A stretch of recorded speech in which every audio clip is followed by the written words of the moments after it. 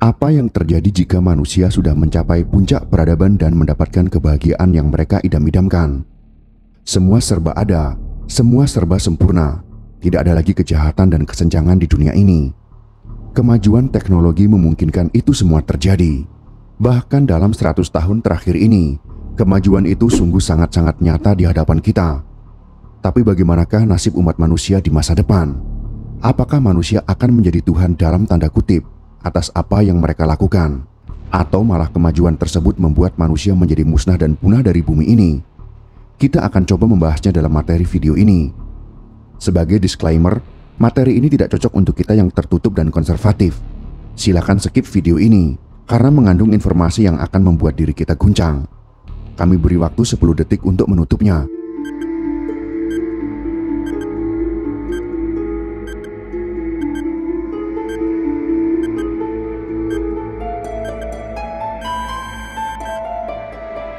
Jika Anda masih melanjutkan, maka kami anggap Anda sanggup dan mampu mendengarkan pembahasan materi ini. Selamat bermimpi dan menikmati materi kali ini.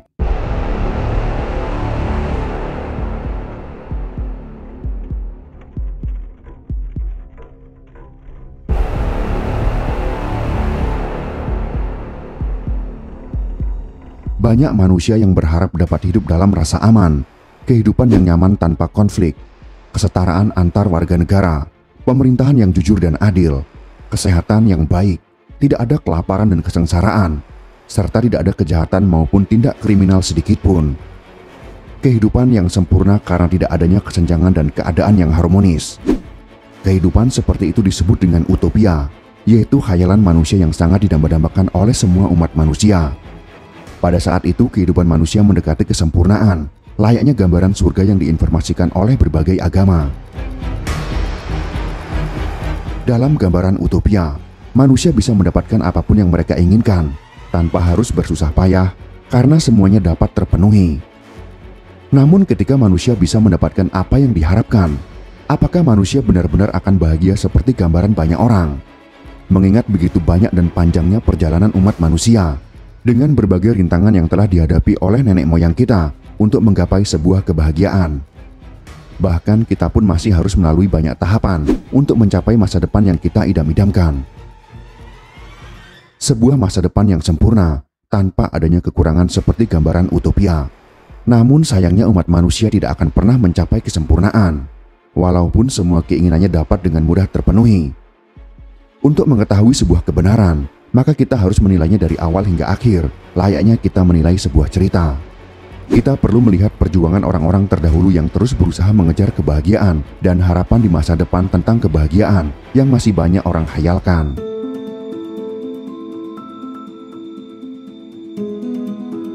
Menurut teori Maslow, terdapat 5 kebutuhan dasar manusia, yaitu fisiologi, rasa aman, sosial, penghargaan, dan aktualisasi. 5 kebutuhan dasar tersebutlah yang membawa manusia menuju kebahagiaan. Jika salah satunya tidak terpenuhi, maka akan sulit bagi manusia untuk memperoleh kebahagiaan yang sesungguhnya. Kelima kebutuhan dasar tersebut bahkan telah diperjuangkan oleh nenek moyang umat manusia. Secara bertahap, kebutuhan dasar tersebut mulai mampu dipenuhi oleh umat manusia. Kita akan memulainya dari awal sejarah peradaban manusia, saat umat manusia masih mengandalkan fisik mereka, hingga ke masa depan, di mana manusia mampu melakukan semuanya menggunakan teknologi.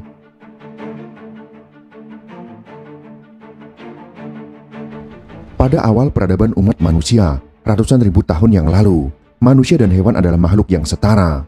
Bahkan manusia selalu ketakutan terhadap pemangsa ataupun terhadap hewan-hewan besar lainnya yang dapat mengancam hidup mereka.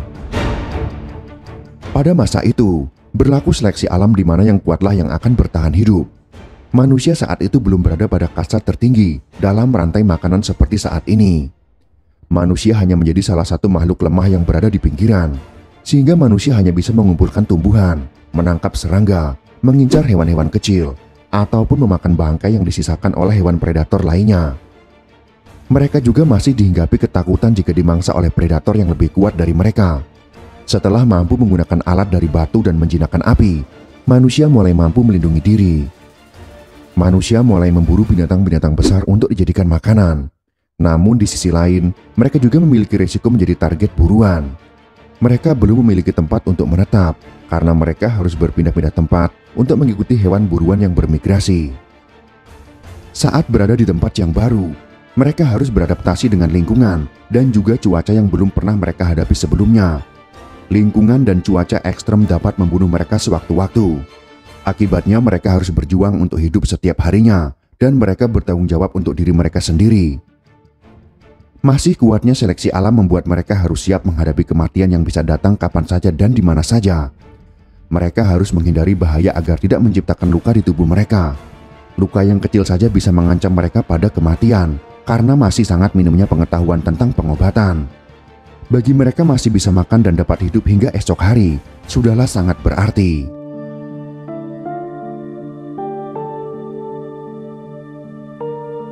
Manusia sebagai makhluk cerdas yang mampu beradaptasi, mulai merubah cara hidup mereka dari pemburu pengumpul menjadi seorang petani.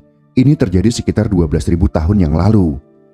Jika sebelumnya mereka harus berburu dan memetik tanaman langsung dari alam liar, maka pada perkembangannya, mereka mulai menanam gandum untuk hidup mereka. Mereka tidak lagi harus berpindah-pindah tempat untuk mengikuti hewan buruan, karena mereka memiliki cara lain untuk menyambung hidup. Mereka telah mengalami sedikit kemajuan peradaban yang mulai memudahkan hidup mereka. Pada masa yang disebut revolusi pertanian ini, mereka mulai membangun desa-desa yang sudah permanen. Mereka sudah mampu mendomestikasi tanaman dan juga hewan ternak seperti domba, sapi, dan juga ayam. Mereka telah memiliki tempat tinggal, pakaian yang lebih baik, dan juga makanan tanpa harus berhadapan dengan para predator lainnya. Secara perlahan mereka mulai meninggalkan kebiasaan sebagai pemburu pengumpul yang berat dan berbahaya. Namun masalah lainnya adalah terjadi ledakan populasi, sehingga mereka kekurangan sumber daya untuk bertahan hidup. Terlebih lagi jika berada pada masa paceklik, sumber daya yang kurang akan membuat anak mereka akan tidur dalam keadaan lapar. Perebutan sumber daya dengan kelompok manusia lainnya pun tidak dapat dihindari. Mereka akan berperang untuk mendapatkan sumber daya yang mereka butuhkan. Mereka akan saling menyerang tanpa peringatan. Tujuan mereka hanya satu, yaitu memperoleh sumber daya yang mereka butuhkan untuk bertahan hidup tentunya. Di tengah kurangnya sumber daya, masalah lain dari ledakan populasi tersebut adalah munculnya penyakit dalam pemukiman mereka. Karena masih sangat minimnya pengetahuan tentang obat-obatan, kematian di dalam kelompok akhirnya meningkat, terutama mereka yang masih anak-anak menjadi kelompok yang paling rentan terserang penyakit dan kematian. Namun pertambahan populasi tetap terjadi karena angka kelahiran yang lebih besar daripada angka kematian. Setidaknya pada tahap ini, salah satu kebutuhan dasar umat manusia telah terpenuhi, yaitu kebutuhan fisiologis. Populasi yang terus berkembang semakin besar dan kompleks, membuat tatanan sosial semakin rumit. Untuk menyatukannya mereka membuat mitos-mitos atau fiksi-fiksi yang ditanamkan sejak manusia itu lahir. Mitos-mitos tersebut menjadi cikal bakal revolusi agama, di mana manusia mempercayai bahwa adanya roh-roh lokal yang memenuhi kebutuhan mereka.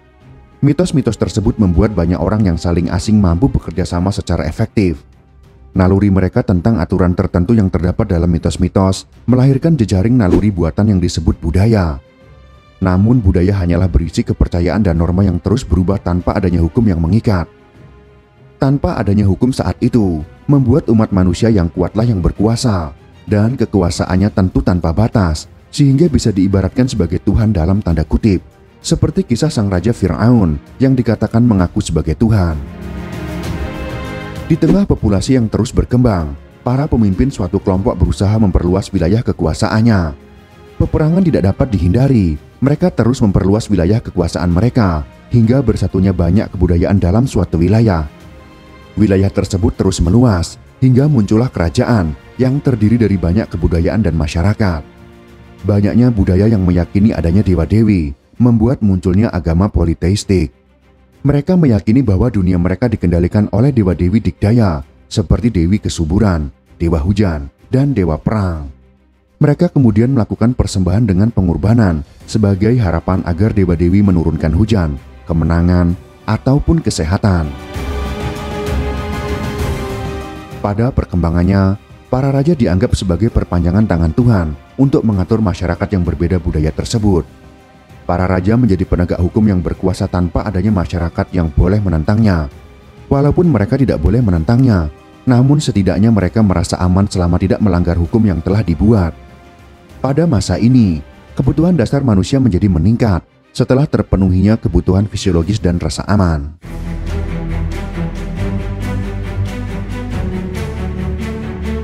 Jika pada awal peradaban umat manusia harus bertarung dengan hewan-hewan buas di alam liar, pada saat bersatunya umat manusia dalam sebuah kerajaan, mereka telah menjadi kasta tertinggi dalam rantai makanan. Mereka tidak lagi takut terhadap hewan-hewan buas yang dulu mengancam mereka. Perkembangan zaman mulai memunculkan banyak kerajaan dan kekaisaran di berbagai wilayah bumi.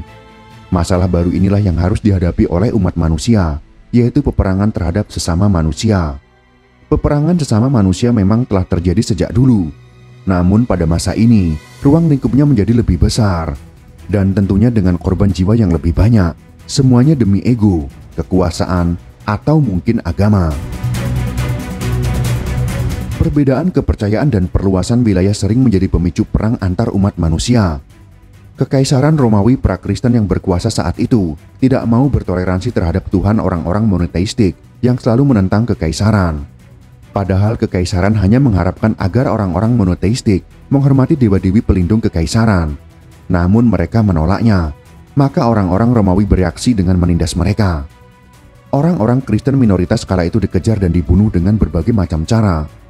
Ada yang diumpankan kepada singa yang lapar, dan lain sebagainya.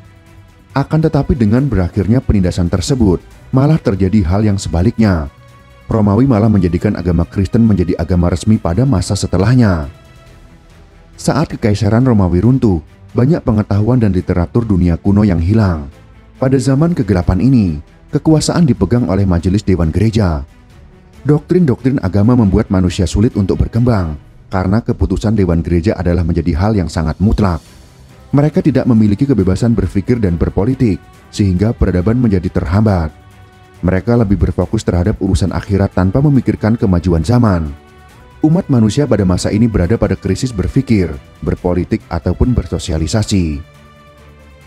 Akibat karena terlalu fokus dengan urusan akhirat, ketika munculnya wabah pandemi, mereka tidak dapat melakukan pencegahannya. Sedikitnya 75 juta nyawa menjadi korban pandemi yang disebut dengan Black Death pada sekitar tahun 1346 sampai dengan tahun 1553. Pandemi ini merupakan pandemi paling parah pertama yang melanda Eropa. 1/3 hingga 2/3 populasi Eropa terbunuh karena pandemi itu. Pandemi tersebut juga melanda sebagian besar Asia dan Timur Tengah. Sebuah tragedi yang terjadi karena lambatnya perkembangan pengetahuan di bidang kesehatan, sehingga memakan begitu banyak korban jiwa. Pada masa ini pula, banyak terjadi peperangan dan kelaparan. Para orator yang menentang keputusan gereja akan berakhir di dalam penjara.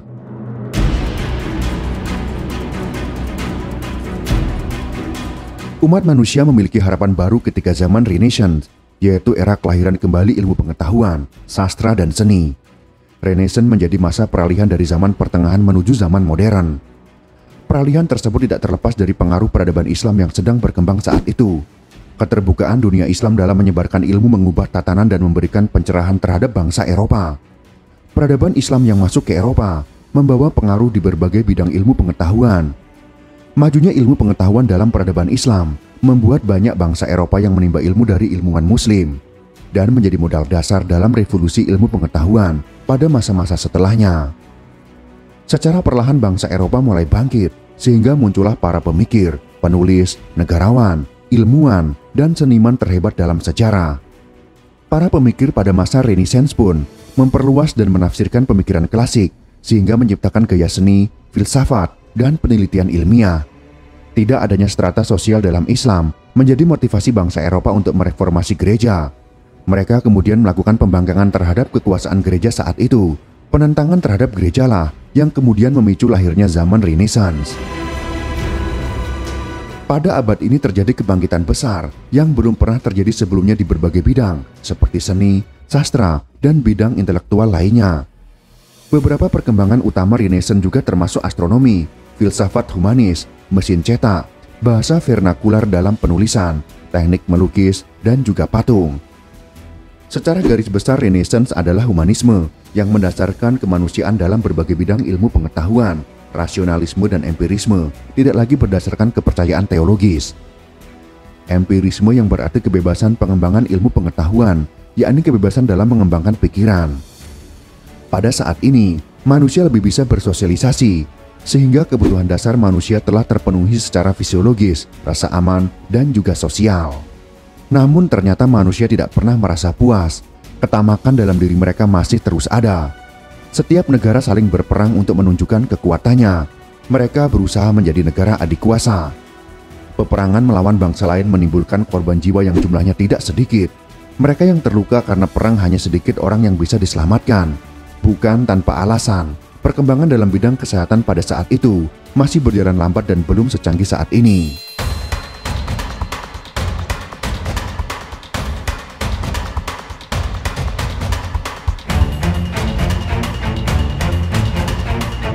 Setelah melalui perjalanan yang cukup panjang, manusia kemudian berhasil membuat vaksin. Penemuan ini menjadi salah satu penemuan terbesar dalam bidang kesehatan. Penemuan vaksin membuat banyak manusia memiliki kekebalan buatan, sehingga mampu menghadapi berbagai penyakit berbahaya. Salah satu penyakit paling mematikan yang berhasil dimusnahkan dengan penemuan vaksin adalah cacar. Dulu penyakit cacar adalah penyakit yang mematikan, tapi saat ini cacar tidak lagi menjadi penyakit yang berbahaya, karena manusia telah membentuk kekebalan kelompok, atau dikenal dengan herd immunity. Dengan penemuan ini, membuat lebih banyak manusia yang dapat diselamatkan.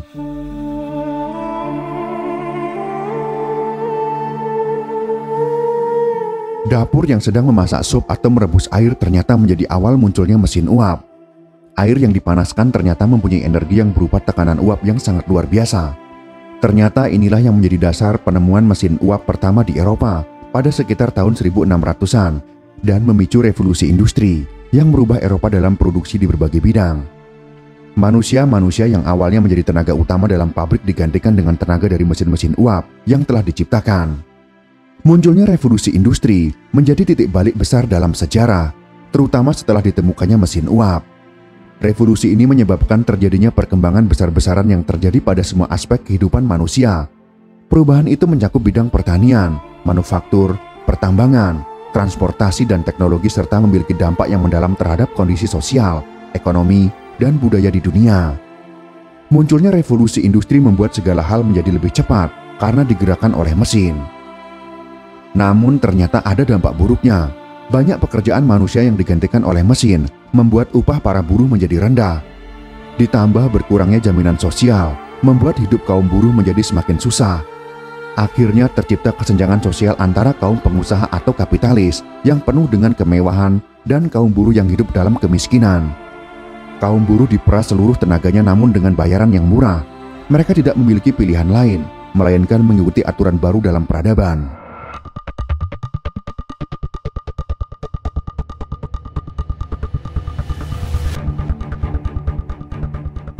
Kesenjangan antara kaum kapitalis dan kaum buruh menimbulkan ketegangan-ketegangan yang diikuti dengan pemogokan kerja untuk menuntut perbaikan nasib. Ketidakpuasan masyarakat terhadap kesenjangan tersebut menjadi salah satu faktor penyebab munculnya gerakan sosialisme dan komunisme. Mereka menuntut kesetaraan antara kaum kapitalis dan kaum buruh, ataupun demi kelangsungan hidup yang lebih layak. Jadi sosialisme dan komunisme lahir sebagai antitesis dari kapitalisme. Walaupun akhirnya di zaman modern ini, komunisme kalah, runtuh, dan akhirnya bangkrut. Tidak ada lagi negara yang benar-benar murni menerapkan sistem komunis. Dalam masa ini sebenarnya manusia telah hidup lebih baik dari masa-masa peradaban manusia sebelumnya. Namun karena gaya hidup nyaman dan banyaknya keinginan baru yang belum terpenuhi, membuat mereka semakin menjauh dari arti kebahagiaan. Itulah mengapa manusia seakan tidak pernah puas dalam mengejar kebahagiaan yang terus berubah dari masa ke masa. Mereka telah terbiasa dengan kenyamanan, sehingga kebahagiaan dasar mereka menjadi semakin bertambah. Revolusi industri dalam bidang militer membuat negara-negara Eropa harus beraliansi, sehingga muncullah dua aliansi yang saling berhadapan, yaitu Triple Alliance atau Blok Sentral dan Triple Entente atau Blok Sekutu. Dua aliansi ini kemudian memicu terjadinya Perang Dunia Pertama yang melibatkan sekitar 67 juta lebih personil militer. Peperangan ini kemudian menimbulkan efek domino yang membuat peperangan semakin membesar. Negara-negara Eropa yang saat itu memiliki banyak negara jajahan menginstruksikan untuk mengirimkan pasukan ataupun senjata dalam jumlah besar. Perang Dunia Pertama yang berlangsung selama 4 tahun mengakibatkan lebih dari 9 juta prajurit dan 7 juta warga sipil tewas. Pemenang dari Perang Dunia Pertama kemudian bersorak-sorai di tengah banyaknya umat manusia yang menjadi korban perang itu. Mereka seakan melupakan duka dari perang tersebut dan berusaha untuk kembali membangun peradaban.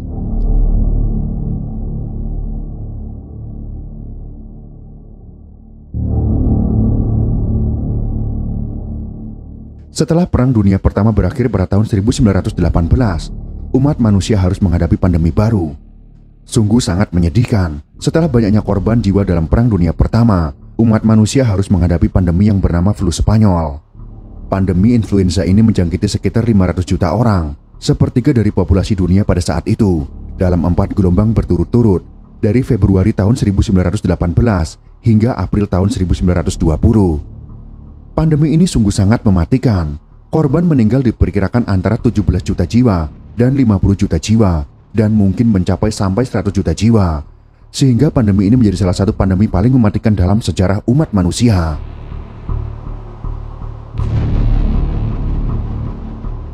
Saat flu Spanyol berakhir, umat manusia mencoba bangkit dalam sektor ekonomi. Namun umat manusia harus menghadapi salah satu krisis ekonomi terbesar di dunia, yaitu Great Depression. Krisis ini menghancurkan perekonomian negara industri maupun negara berkembang. Akibatnya terjadi pengangguran di mana-mana. Masyarakat yang tetap memiliki pekerjaan mengalami penurunan upah yang drastis, hingga daya beli pun ikut tergerus. Angka pengangguran meningkat hingga 23% di Amerika Serikat, bahkan di negara lainnya dapat mencapai sampai 33%. Sekitar 15 juta warga Amerika Serikat menganggur, dan hampir separuh bank di negara itu bangkrut. Seluruh dunia juga ikut merasakan dampaknya, terutama di Eropa.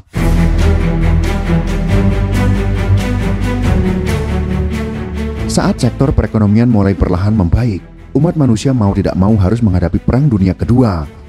Bahkan Perang Dunia Kedua menjadi perang yang lebih besar dan lebih lama dari Perang Dunia Pertama, sehingga memakan korban jiwa yang jauh lebih banyak pula. Perang ini merupakan perang terluas dalam sejarah yang melibatkan lebih dari 100 juta orang di berbagai pasukan militer. Perang Dunia Kedua menjadi konflik paling mematikan sepanjang sejarah umat manusia. Sebanyak 50 juta sampai 70 juta jiwa menjadi korban dalam perang tersebut. Salah satu kelebihan umat manusia adalah mereka selalu mempunyai harapan. Bahkan setelah banyaknya tragedi yang dilalui oleh umat manusia pada abad ke-20. Walaupun banyak umat manusia yang tewas karena perang dunia maupun pandemi, namun mereka yang masih hidup selalu punya harapan untuk tetap hidup. Bahkan saat diambang kehancuran, manusia akan tetap punya harapan dan impian. Banyaknya kerugian karena peperangan baik dari segi ekonomi dan populasi, ditambah dengan pandemi yang pernah menggemparkan dunia, umat manusia kemudian berusaha untuk bersatu. Mereka memiliki impian yang sama, yaitu menciptakan dunia yang damai tanpa adanya peperangan. Mereka menyadari bahwa ada yang salah dalam pembangunan peradaban yang mereka lakukan. Mereka bukanlah membangun peradaban, melainkan menghancurkannya karena keegoisan mereka. Kepentingan negara-negara adidaya menyebabkan seluruh dunia menjadi korbannya. Mereka akhirnya bersepakat untuk bersatu, mengingat begitu besarnya kekacauan yang telah terjadi. Negara-negara adidaya itu sepakat mendirikan United Nations atau Perserikatan Bangsa-Bangsa untuk mencegah terjadinya peperangan dan menciptakan perdamaian dunia. Tujuan Perserikatan Bangsa-Bangsa lainnya adalah bekerja sama dalam memecahkan masalah internasional seperti ekonomi, sosial, dan juga budaya, serta kemanusiaan dan penanggulangan bencana. Negara-negara anggota Perserikatan Bangsa-Bangsa juga belajar dari tragedi masa lalu, seperti pandemi flu Spanyol yang merenggut nyawa puluhan juta umat manusia. Organisasi PBB kemudian mendirikan Organisasi Kesehatan Dunia atau WHO, yaitu World Health Organization. Tujuan pendirian WHO adalah mengendalikan penyebaran penyakit menular agar tidak terjadi kematian massal, seperti saat terjadinya pandemi Black Death dan flu Spanyol. Organisasi ini juga berupaya meningkatkan tingkat kesehatan umat manusia dan melakukan pencegahan jika terjadi pandemi baru. Seperti pandemi COVID-19 misalnya, WHO berdiri sebagai komando utama dalam penanggulangan wabah ini, dan akhirnya dalam kurang lebih 3 atau 4 tahun, umat manusia berhasil mengalahkan pandemi dengan korban meninggal jauh lebih kecil dari pandemi flu Spanyol dan Black Death. PBB juga mengeluarkan Deklarasi Hak Asasi Manusia sebagai upaya untuk melindungi setiap individu di seluruh negara atas hak asasi manusianya. Hak asasi manusia adalah hak yang melekat pada semua manusia tanpa memandang ras, jenis kelamin, kebangsaan, etnis, bahasa, agama, atau status lainnya. Hak asasi manusia termasuk hak untuk hidup dan kebebasan, kebebasan dari perbudakan dan penyiksaan, kebebasan berpendapat dan berekspresi, hak untuk bekerja, dan hak pendidikan. Setiap orang berhak atas hak-hak ini, tanpa diskriminasi dari siapapun. Umat manusia telah lebih dihargai hak-haknya pada masa ini, sehingga kebutuhan dasar manusia telah semakin kompleks karena telah mencakup kebutuhan fisiologis, rasa aman, sosial, dan penghargaan.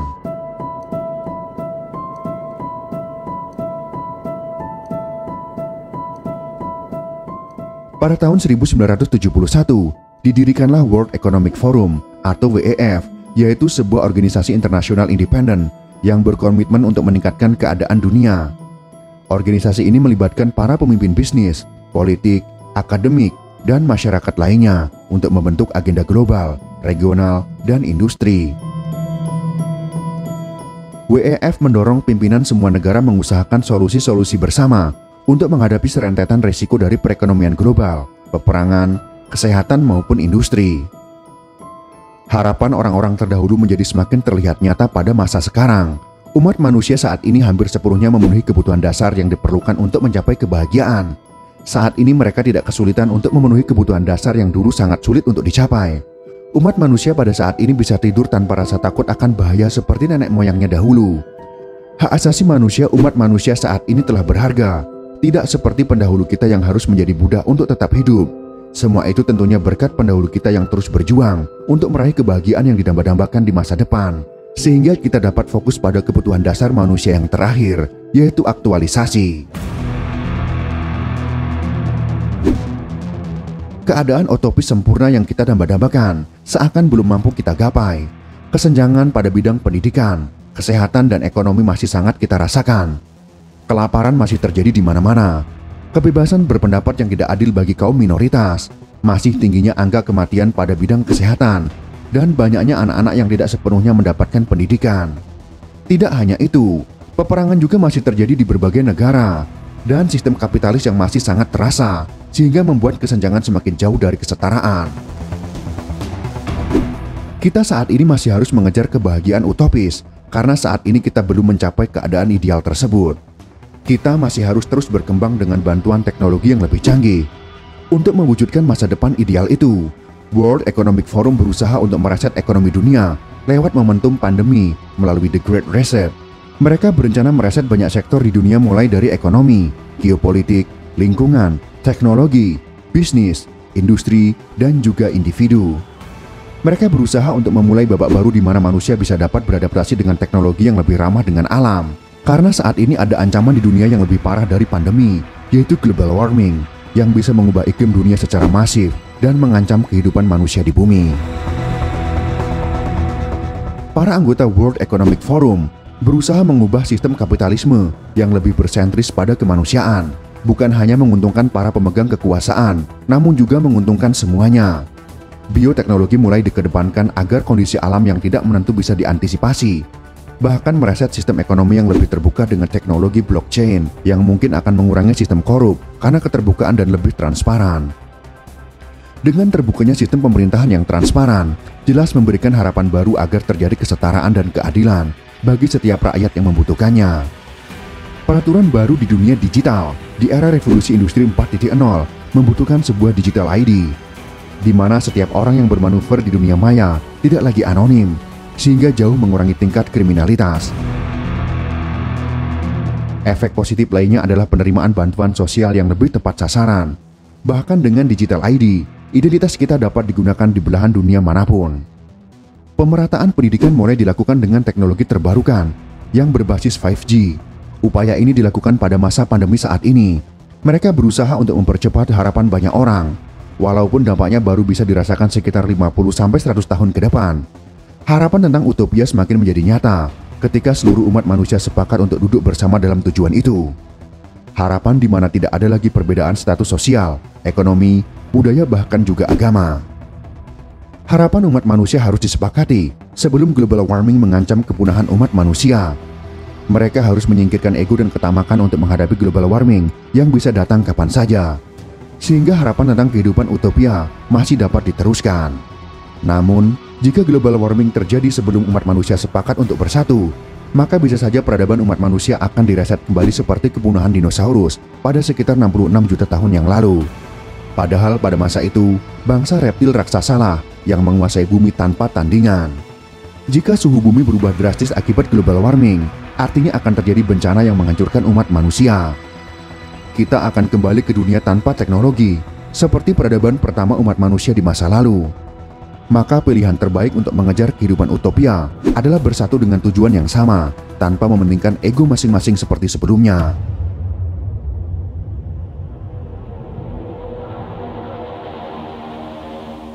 Pada peradaban yang lalu, manusia selalu berambisi untuk menjadi yang terkuat. Mereka tidak mementingkan nyawa orang lain selama mereka mampu menunjukkan kekuatannya, baik itu sistem kekaisaran, sosialis, liberal, bahkan demokrasi. Maka untuk menyingkirkan ego tersebut, umat manusia harus sepakat menggunakan sistem AI atau Artificial Intelligence yang disepakati bersama, dengan sistem yang lebih humanis untuk peradaban baru umat manusia. Karena sistem manusia selama berabad-abad yang lampau tidak pernah bisa mengatasi keadaan dan selalu berakhir dengan kehancuran dan peperangan. Sistem pemerintahan oleh AI akan lebih relevan untuk mencapai keadilan dan tidak ada keberpihakan untuk keberlangsungan hidup manusia di bumi. Dunia utopia bisa diwujudkan oleh peradaban manusia yang bergantung dengan AI berbasis kuantum komputer yang maha canggih, di mana dapat menjalankan seluruh sistem di dunia. Pada tahun 2200, teknologi diprediksi sudah menyediakan segalanya berkat fusi nuklir yang memberikan energi tanpa batas secara gratis. Ini yang membuat tiap individu di masa itu mendapatkan kebutuhan mereka secara gratis selamanya. Manusia menjadi setara dan hanya fokus mengejar mimpi dan fantasi masing-masing, karena AI telah memberikan apa yang manusia inginkan secara instan. Distribusi kekayaan yang adil dan merata membuat manusia kehilangan pikiran untuk bertindak kriminal. Manusia juga kehilangan minat dan ruang untuk berkompetisi. Tidak ada social climbing dan narsisme yang terselubung. AI mampu menjalankan seluruh sistem di dunia utopia, mulai dari transportasi, kebutuhan sosial, bisnis, hiburan, dan industri dengan sangat adil.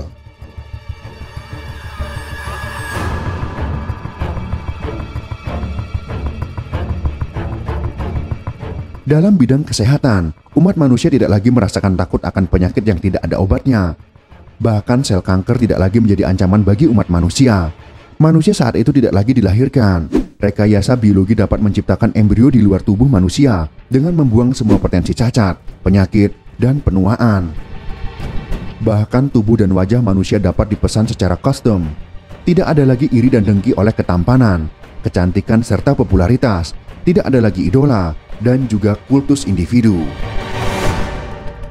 Bahkan dengan berkembangnya teknologi neuroscience, membuat manusia bisa mewujudkan mimpi mereka untuk merasakan sensasi yang diinginkan. Mereka bisa merasakan semua sensasi itu tanpa proses panjang seperti yang dilakukan umat manusia saat ini. Mereka bisa merasakannya tanpa batasan apapun, selagi imajinasi mereka mampu menjangkaunya. Kehidupan ini seperti gambaran surga, di mana tidak ada batasan keinginan bagi umat manusia.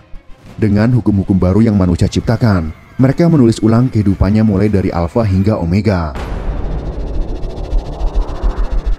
Setelah umat manusia mampu melakukan itu semua dan mendekati kesempurnaan, apakah umat manusia benar-benar merasakan bahagia? Melihat begitu mudahnya mereka mendapatkan apa saja yang mereka inginkan, mereka tidak lagi memiliki harapan karena semuanya dapat terpenuhi tanpa adanya usaha. Mereka tidak lagi memiliki tujuan karena semuanya dapat didapatkan. Teknologi diciptakan untuk mempermudah hidup ataupun mempercepat sebuah proses.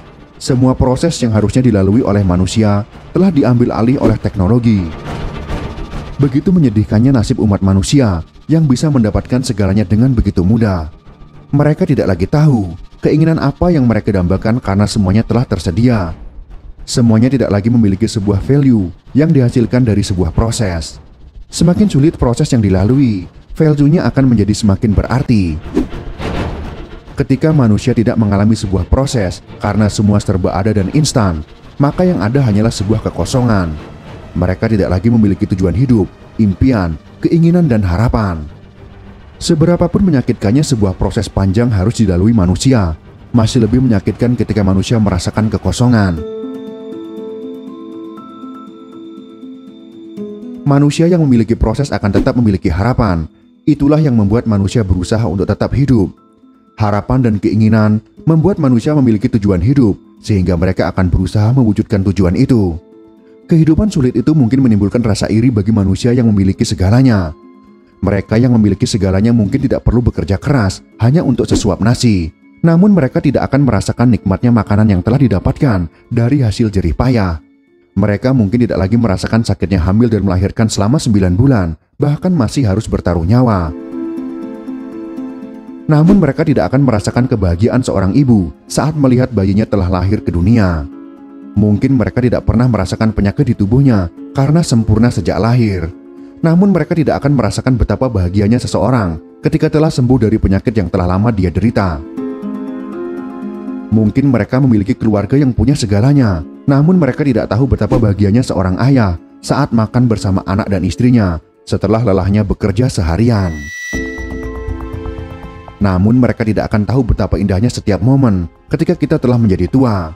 Mereka mungkin akan dapat dengan mudah mendapatkan pasangan yang mereka inginkan. Namun mereka tidak akan merasakan betapa bahagianya mengejar seorang yang sangat kita cintai, walaupun terkadang kita tidak bisa memilikinya. Begitu indah perasaan yang masih dapat kita rasakan itu, walaupun kita tidak memiliki segalanya.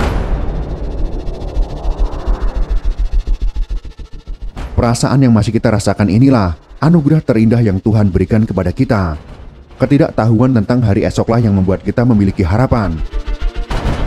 Manusia di masa lalu selalu mendambakan kehidupan bagai surga di masa depan.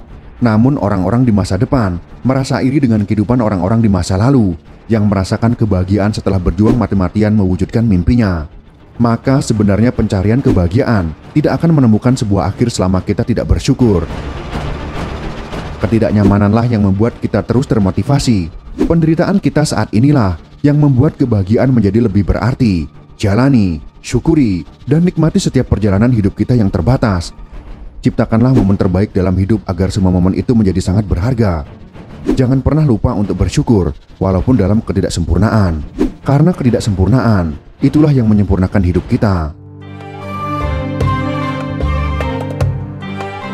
Setelah mengetahui semua ini, kita tidak harus patah semangat ketika tidak memiliki segalanya. Karena tanpa itu semua, kita masih bisa merasakan bahagia.